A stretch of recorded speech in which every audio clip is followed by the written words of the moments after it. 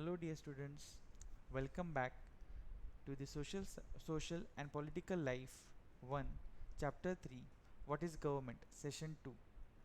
As said last in the last session, this session is question answer session which you will have to listen, read and write down in your notebook so that you can recite the same and prepare yourself for the next upcoming exam. Question and answer. Question 1. What do you understand by the word government? List 5 ways in which you think the government affects your daily life. Answer. By the word government, we understand that the organization which takes decision and makes law for the citizens of government is the government. The 5 ways in which the government affects our daily life are building roads and schools, reduction and fixing of price of essential commodities, supply of electricity, preparation and implementation of several programs to help the poor, running of postal and railway services. Question 2. Why do you think the government needs to make rules for everyone in the form of laws? Answer is, the government needs to make rules for everyone in form of laws because of the following reasons.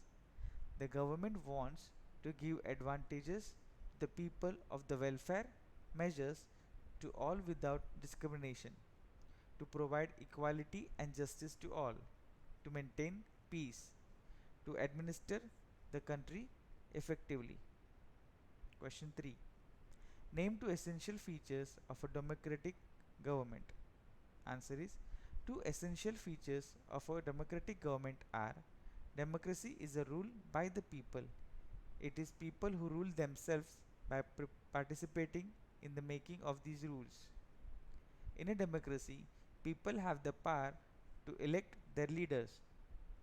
These leaders or representatives meet and make decisions for the entire population. What was the suffrage government? What did it accomplish? The movement for voting rights to women can be known as the suffrage movement. All over the Europe and USA, women and the poor had to fight for the participation in the government.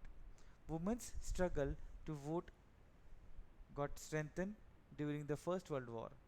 During the war, many men were away fighting, and because of this, women were called upon to do the work that was earlier considered men's work. Thus, women got the opportunity to show their capability. People as a whole got disillusioned. They began demanding the right to vote for all the women. The result was positive. American women got the right to vote in 1920, while women in UK got the right to vote on the same term as men some years later in 1928. Question 5. Gandhiji strongly believed that every adult in India should be given the right to vote. However, a few people don't share his views. They feel that illiterate people who are mainly poor should not be given the right to vote. What do you think? Do you think this would be a form of discrimination? Give 5 points to support your view and share these with the class. This is an example answer which you can change as per your view. So answer is, we think that all the people were whether illiterate or literate, poor or rich should have the right to vote. Yes, we think that if the right to vote is denied to illiterate and poor people, it would be a form of discrimination. 5 points to support our views. Wealth is not the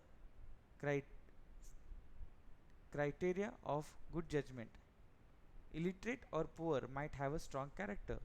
Government policies affect all. Democracy talks of equality and justice for all. One needs understanding to vote. So these were the 5 question answers in this chapter.